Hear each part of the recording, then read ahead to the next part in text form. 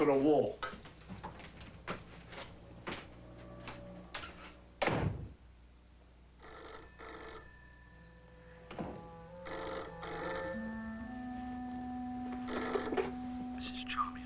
Yes, this is Charmy and Colston. Are you a reporter? No. Then how may I help you? Remember, you must die. Thank you. At my age, there are many things I don't remember. But that is not one of them. Goodbye.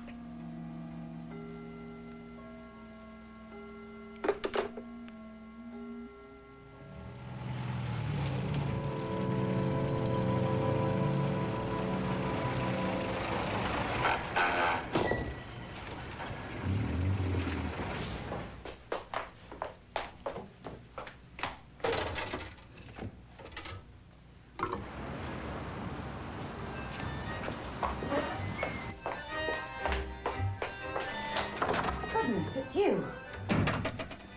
I said I'd be dropping in tonight. You didn't, actually. Never mind. There you go. I'll just go and change. Who's that I just saw leaving? No one special. Would you like a drink? Not if it's that filthy Cyprus sherry again. It's not this time, as it happens. Rather good stuff, actually. Present from a friend of mine. Have you heard anything from Eric? Poor man. He must be feeling dreadful after those reviews. That's no more than he deserves. I haven't got much time. Charmy is alone in the house. I hate to remind you, but, well, you did forget last time, didn't you?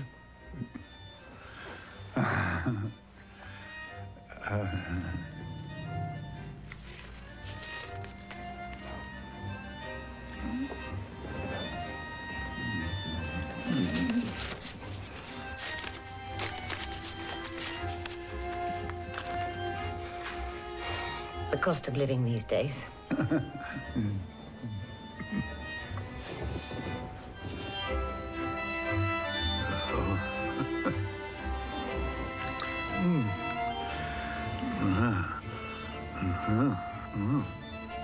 Of course, Mr. Willoughby, I do understand the will still has to be probated. I'm afraid it's not quite as simple as that. And why not, pray? The will was quite clear. She showed it to me herself. Oh, Everything was to come to me. Unless, of course, her husband outlived her. And I know for a fact he was killed in the First World War. but that's it, you see. Major Brock did indeed die in 1915. But her second husband... What? He's still very much alive. I'm afraid. Mr. Guy Leet. Of course, you still receive the £50, the sum that she specified you were to receive. £50. I spent almost that much on a sodding wreath. The lying, two-faced cow! Well, I still think that Mrs. Pettigrew is not at all the right person to be looking after Miss Charlie. In my opinion, she's ideal. Well, I heard she was very domineering towards Mrs. Brooke. It's precisely because she is domineering that we've decided to employ her. Charmy needs to be bullied. She might even enjoy it. We had a sister here who bullied the grannies. They certainly didn't enjoy it. It's not the same thing at all. They're all senile. Oh, don't mean you, of course. But you're always telling me that Charmian, too, is virtually senile. Yes, well, so she is. I must say, I sometimes wonder if she isn't putting it on. Oh, maybe she is. I suppose Mrs. Pettigrew needs the money now that Mr. Leet... I never did trust that guy, Leet. Do you know he didn't say one word about it at the funeral? Not one word. Quite wicked of him. So I seem to recall, he could be very wicked. Mind you, he probably won't last long. Rheumatoid arthritis, you know. Like me. What?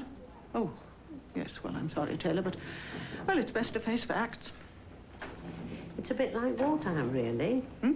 being over 70. So many friends going and gone. It's like being a lone survivor amongst the dead and the dying on a battlefield. Oh, come now, Taylor. You're beginning to sound like Charmian. Well, I was with her for so many years, it's not surprising. There. Didn't I tell you? Indeed you did. Now, this is Granny. This is Madame Valvona. She was a professional clairvoyant. In your horoscope it was, like I said. Virgo, a brisk day for business entertaining. And there's you with a visitor. He's telephoned again. Twice. Same words each time. It's hard for people of our age to remember about dying. Perhaps we should really have got into the habit when we were young. Really, Taylor. Sometimes I don't understand a word you say. Simply saying that perhaps you ought to listen to what he says. I refuse to be told what to think. Besides, I'm not the only victim. The City Homes have had calls too, and Charmian. He's spoken to Charmian.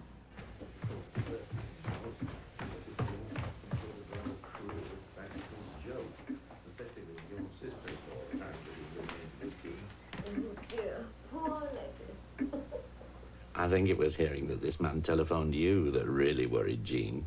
Miss Taylor, that is. Dear Taylor, it's such a relief to know that she's not nearly as bad as Letty would have had me believe. I suspect Dame Letty rather enjoys making other people unhappy. Now I know why you're such a good detective. The best years of my life I gave her, Mrs. Anthony. Only to be cast out into the street, penniless. Hardly penniless, dear. £50 is £50. I should have had all of it, instead of that guy Leet crawling out of the woodwork like a bad penny. And what sort of a marriage was that, anyhow, I'd like to know. It takes all sorts, is what I always say. Have a fag. No, thanks. And Gina, there's another thing. When I was with Mrs. Brooke, she always asked me in to meet her visitors. Who's that with her nibs now? Inspector Henry Mortimer from the police. At least he was. Got to know Madam years ago when her jewels was pinched. Quite a fan of hers, he was. Well, I'm going in there anyhow, whether she likes it or not. The Gates of Grandella was Taylor's favourite. The one I liked best of all was To Thine Own Self. You know, Godfrey would never admit it, but he read all my books and loved them, Taylor told me. Oh, Mrs. Colston. I didn't know you had company. I thought you might be feeling tired. You may take the tea things away. I don't think I've had the pleasure. Oh, Henry Mortimer. Oh, of course. Oh, Inspector Mortimer, isn't it? I don't think I've met a police officer before. You do surprise me. Well, actually, I retired from the force some years ago. I rather enjoyed the work, but I know Domina. I remember I had a cousin whose ambition it was to be a policeman. Of course, he was only 6 years old at the time. Just a moment, Mrs. Colston. The inspector's telling us about his career. By all means, tell us about your career, Eric. Not Eric. Henry. It is Henry, isn't it? Yeah. Thank you, Taylor. Oh, dear, I think we're having one of our little turns. Now, you know, Mrs. Colston, dear, that isn't Taylor. Taylor's in hospital, remember? I miss her.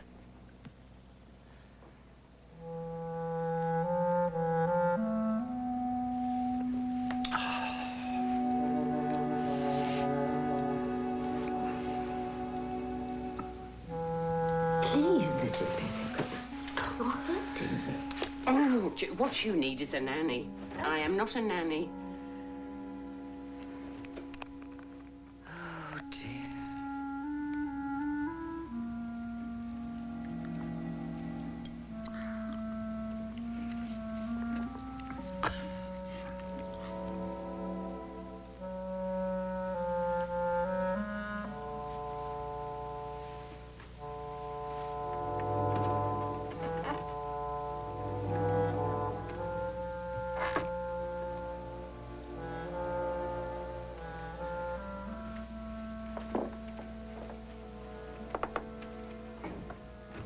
I think, Mrs. Pettigrew, Do call me Maple and be friendly. I think, Mrs. Pettigrew, in future, It will not be necessary to come into the drawing room when I have visitors.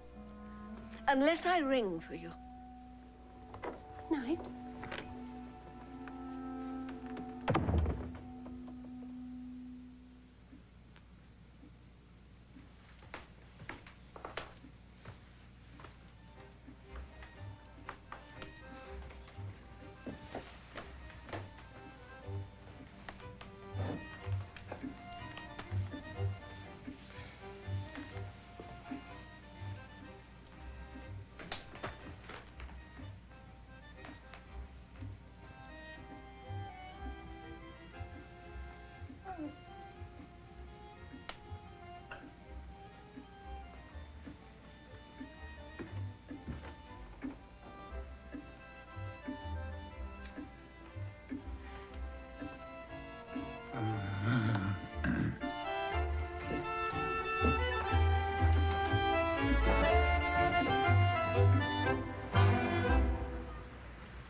Mind you, Charmian has always let her imagination run away with her.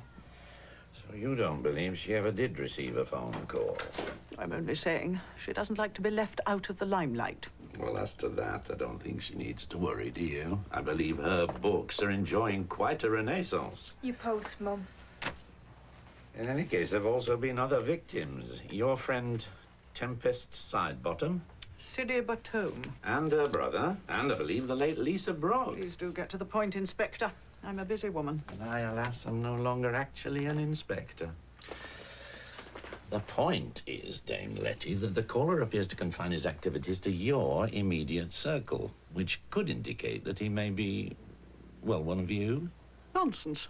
I have an excellent ear for voices and would certainly recognize the voice of someone I knew. Ah, but would you? Now, leaving that aside for the moment, I'd like to have a chat about your nephew, Mr. Eric Colston. You've been talking to Godfrey, haven't you? Always picking on the boy. I'm sorry, but it does seem rather a coincidence that the phone call started at just about the time he returned to London, and you yourself say the calls are all local. Well, if that's all you have to go on, let me tell you. My nephew is in the country and has been for 3 months or more. That's not quite so, I'm afraid. I happen to know he came back some time ago. In fact, he's been staying with a friend, you might say, in Fulham. A hairdresser, I believe.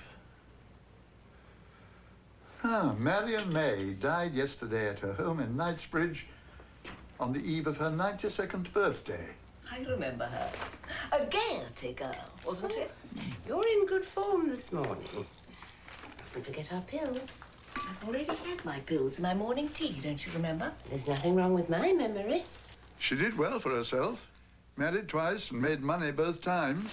Wonder how much she left. Take your pills, dear. She was introduced to us at Cannes, wasn't she? Yes, that's right. In about 1910. And she stood on the chair and looked around her and shouted, "Christ, the place is stinking with royalty." We were all so embarrassed. Now, hang on a minute. I think you're wrong. I think it was one of the Lily girls who stood on the chair at Deauville. Come on now, there's a good girl. I've not been a girl for a long time, Mrs. Pettigrew, and I doubt I was ever a good one. I have taken 2 pills already. Any more might be dangerous. Oh, for God's sake, Charmian. What is the point of paying these exorbitant doctor's bills if you won't take your medicine? But I have taken it, Godfrey.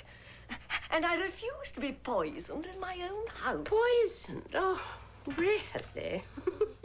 Taylor, when you brought down my tea tray this morning, what was on it? Well, Mrs. Pettigrew brought it down. There was a cup and saucer. Of course, there were no pills. I put them back in the bottle. But Godfrey, dear, I know I took them.